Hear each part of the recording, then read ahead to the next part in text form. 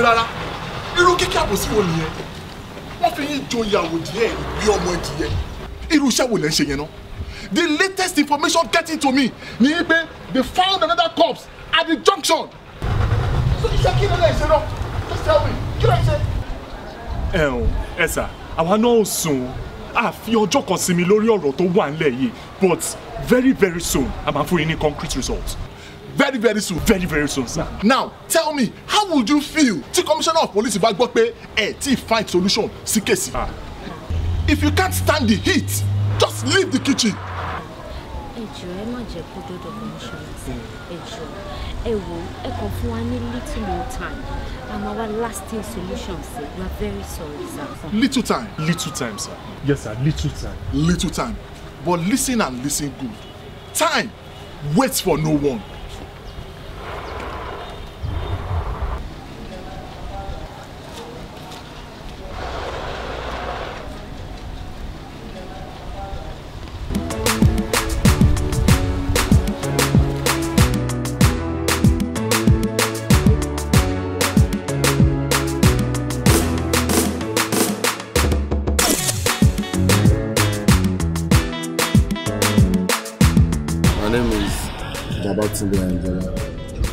I'm the producer and director of this movie. Ní ìgbà kan, once upon a time. Gbogbo nǹkan tí èèyàn bá ṣe nígbà kan, ó jẹ́ ká nígbàgbọ́ wípé ó máa padà bára. Èyí tá lọ bá lọ, ọgbọ́n máa bọ̀. Màá bẹ ẹ̀yin olólùfẹ́ mi. Tá máa ń like fíìmù mi tí mo produce.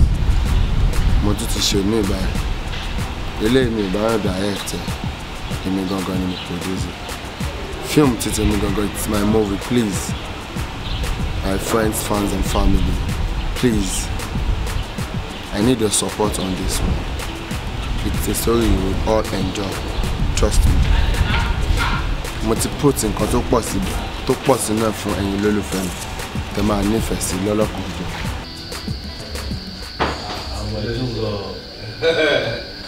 Hey cheese, kilo apple. Ojú yóò àpàdé ọ̀rọ̀ kilo pọ́ǹpù. Ojú tó ti mọ ní rí olùsọ fún mọ̀. Ajá bá rí lówó ẹ̀ máa ń mọ̀rọ̀ ilé ẹgbẹ́. Ẹ̀rẹ̀ tí bọ̀ báwọn tó wà ní. Àwọn happy boys ní city ni kò sí nǹkan tẹ́ fẹ́ táyà tí wà ó gbà. Bá àtẹ̀rẹ̀ sáwọn tí kò lè lè sí jọ. Omi tó kéré gan-an lápọ̀lọ́ ẹ kéré ẹ̀yìn nǹkan ṣáájú wà lọ́wọ́. Kí lẹ fẹ́ jẹ? Tẹ́yìn bá jẹ sílẹ̀ ìfẹ́, ìgbẹ́ni tún àti ìyàwó. Wá mi sọ fún wọn. Wéré ní bọ̀bọ̀ ìṣá. Ṣé o máa dì í? Ṣé bó ṣe ń wò wá ìrájọ́ débi lójú ẹ̀? Wá ojú ẹ̀ máa bàjẹ́ ṣó ya òye ṣé o lè bá sàmì òrà mẹ́ta. Ọ̀rẹ́ ní dáfọ́ ẹ̀fọ́ tó sáyé fẹ́ bàjẹ́. Ṣọlá ìbùkún náà tó yẹ ni ọmọ mi ṣàkọ gidi jẹ wọ́n ní o mi ní àdúrà o máa gbọ́ ẹlẹ́rù sí i. Baby stop it now. Stop it kí ìrẹ̀lẹ̀ bá tó rẹ̀ I go shoot you. Òwe ẹgbẹ́ làwọn ṣe ń bí. Wọ́n ti eré. Ẹ jọ̀ọ́ tó bá ti ń jáde nígbà kan rí once upon a time mo fẹ́ kẹ́ everybody kẹ́wàá náà ẹ máa gbàgbé Gold Grinder TV àwọn náà ṣe agbátẹrù fíìmù iléeṣẹ́ wọn kò ní jóná ẹ jọ̀ọ́ ẹ máa bá a support gbogbo nǹkan tó bá ti ń jáde anything that has to do with Gold Grinder please go for it the best.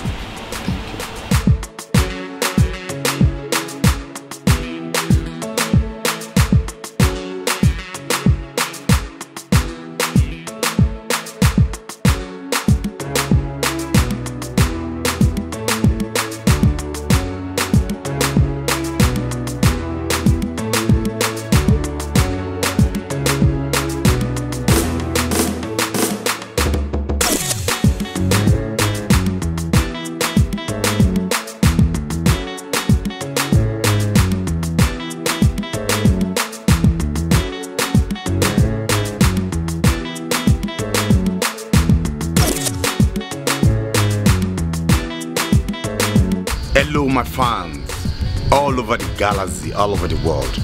Like you all know me as an actor, my name is Otumba Laji Okonoga. We're on set of Ligba Konri with the 21 girls. I'm playing Shiv Agbabiaka.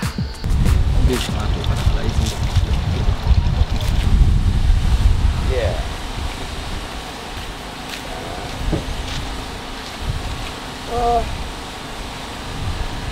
In fact, come on, Lola.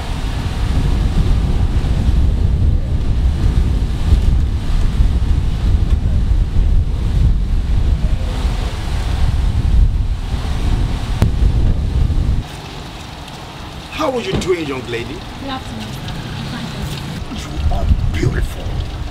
Thank you, sir. What's your name? Ifeoma. Ifeoma. Yes, sir. Ipoyoba. Oh, that's lovely. She want to get me right. Bẹ́ẹ̀ni, sir. For real? Daddy ṣe fẹ́ round jẹ. No. Not at all. Tí o bá ní mind.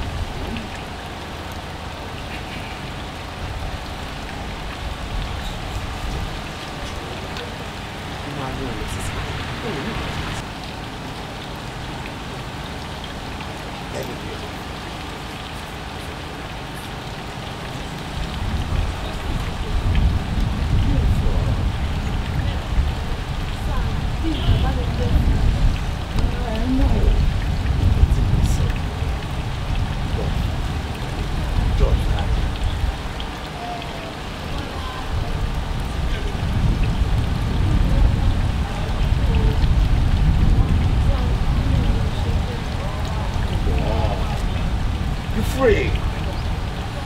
I'm a rich man. I can take care of you. I told you. In fact, my children.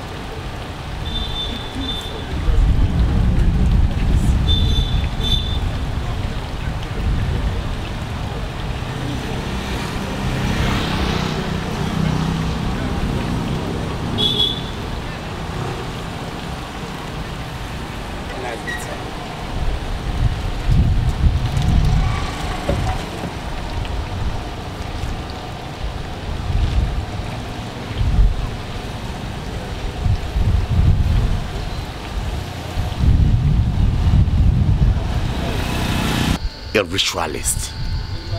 Don't miss out. This movie is very, very interesting. I don't need to say much about it till you see it yourself.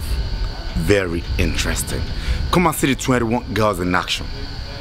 And my very self. Although a lot of fantastic actors. Don't miss out. I'll keep watching Old Grinders on YouTube. Cheers.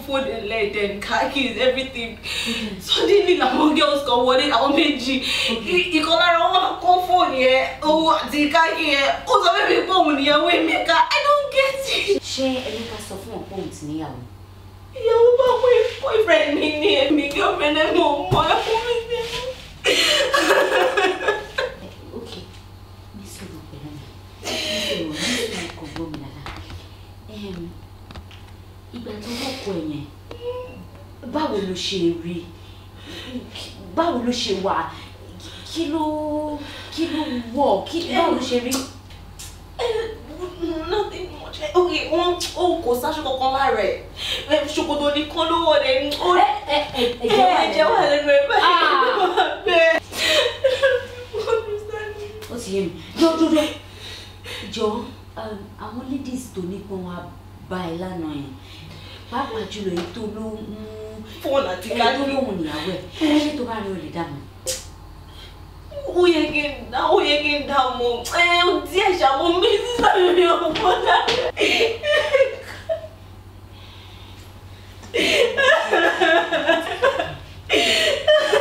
It's okay pẹ̀lú mi.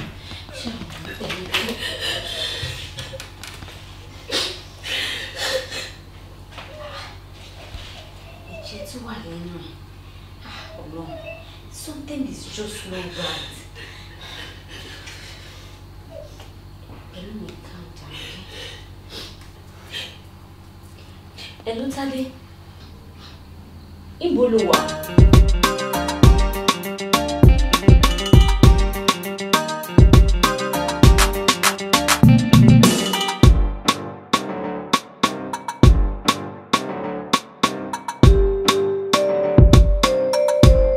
My name is Abrazak Owoniyan, aka Waso, aka Bilebada, aka Babalawo, aka Inoda, Inoni. Ẹ má lọ gọ ẹni tiwa. Ẹ mọ̀ wáyé ṣe náà ni bí o bá ti sí ẹ̀yìn kí la fẹ́ ṣe. Bọ̀ àdúpẹ́ fọlọ́, àtúntì wà ń bẹ̀ bá ṣe máa ń ṣe gangan orí sẹ́ẹ̀tì tá a wà yìí. Once upon a time nígbà kan rí àwọn olólùfẹ́ tẹ́ ẹ máa gbádùn. Àwọn ni àkóra wa jọ sínú ẹ̀.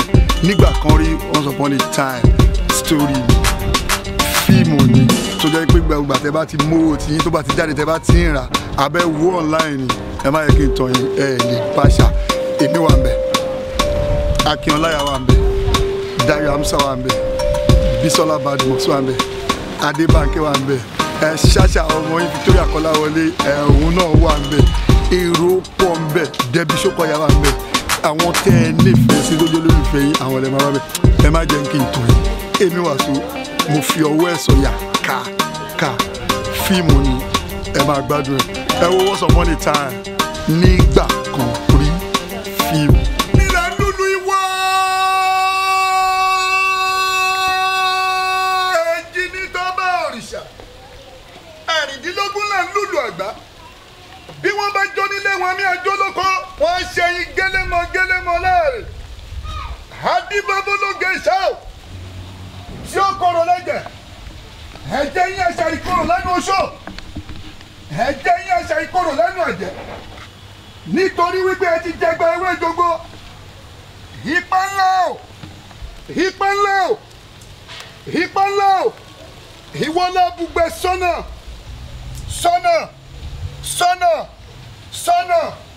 àǹgùlù dé kíso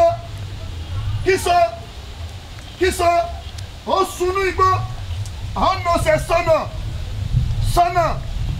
sọ́nà a kì í torí pé pupa lórí kápẹ́gùn bìrìpẹ́ lómi ọkọ̀ dànù wọ́n ti wí bẹ́ẹ̀ ni wọ́n wí bẹ́ẹ̀ láyé ṣeé ṣe fún mi.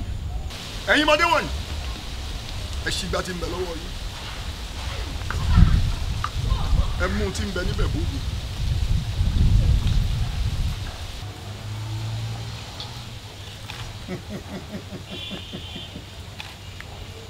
ẹ rí nǹkan tí ń bẹ lọ́wọ́ yìí òbígbà ni wọ́n kù kí mo ti pè é. òbígbà. ẹni tó dá yín lóró aláwọn tó dá yín lóró kò tẹ́ fi ṣọ̀pọ̀ fún mi. ọ̀sọ́pọ̀ gọ́rígọ́rí ọba mẹ́kì kùtùkùtù ọba ìdìbò ọ̀dẹ́wọ́dẹ́rì ẹ̀wọ̀ mọ́júbíò ọ̀bẹ̀kí aláoríṣà ẹ̀ ìwọ lẹ́wọ̀ ọ̀dẹ́dùgbẹ̀ ọmọyìn mi lẹ́pẹ̀rẹ̀ ògé lóko bàbá ilẹ̀ yín níjù ariwo ẹkún àtàgé ọyẹ ẹ sígbà ẹ wọnú gbàùn dáadáa ẹ tẹjú mọ́ èjì kókó ń wò ní ifá tẹjú mọ́ mi wò mí re èjì kókó ń wò ní gbogbo ẹnikẹ́ni tẹ́ ẹ bá ti rí bẹ́ẹ̀ àwọn wọn lògùn olù àwọn wọn lòrà wọ̀nyí ẹ wá gbọ́ mi dáadáa o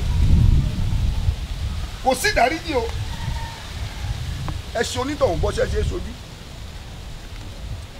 ẹkún mọ́lẹ̀ bọ́mọ ọdún ṣe ń gùnyà rẹ̀ àní ẹ lọ́tọ̀hún mọ́lẹ̀ bọ́mọ ọlọ́ ṣe ń lọ́lọ́ ẹjọ́ mọ̀ bóṣù ní bagbá jẹ́ àrùn ní bomi jẹ́ epo ní baṣọ funfun jẹ́ ẹ bayé rẹ̀ jẹ́ ẹ wá rèé tí mo wí fún yín lẹ́nu ó dọ̀rọ̀ gbó ọ̀rọ̀ ṣẹ́ ìwọ̀n wọlé ẹ gbogbo. Hi guys, my name is Oyindamola Sunny, aka Honey D. So we're on the set of Nigba Kori, meaning Once Upon a Time, produced and directed by Tunde Angela, powered by Gold Grinders TV. And on this one, guys, I played the role Ifoma. So I'm playing an Igbo girl in this film, and I'm glad to be a part of this project because it's not the kind of roles I play normally. It's a crime movie, and it's the second time I'm actually playing crime, and I'm super excited about this project. And I can't wait for this project to come out. I can't wait for you all to see what we've done. I can't wait for you all to see the work we've put into this movie. And guys, please, I'm imploring you all to kindly subscribe to Gold Grinders TV on YouTube so you can continue to watch super enthralling movies that they've produced, and keep catching up with us. I love you all. One love. Lékè, ṣé wo mọ̀ pé ilẹ̀ tó ti ṣú ó ti kúrò ní mò ń bọ̀ lọ́sàn. Àfi tílẹ̀ bá mọ̀ ohun tó mọ̀dẹ tó pọ̀ ọmọ ẹranko nínú igbó. Kẹ́rẹ̀kẹ́ ọmọ tiẹ̀ kó lè dùn. Ikú tó pọ̀ dé ò lẹ́bi. Bí pé iṣẹ́ èṣù ni o, èmi náà ti ṣetán kí tó mọ̀ pé tí mo ṣe ò dáa. Mo fọ́lọ̀ máa bẹ̀ ẹjọ́, mo sì nífẹ̀ẹ́. Èṣù cornbread. Justice is blind until she gets the person that blinded her. Then it's payback time.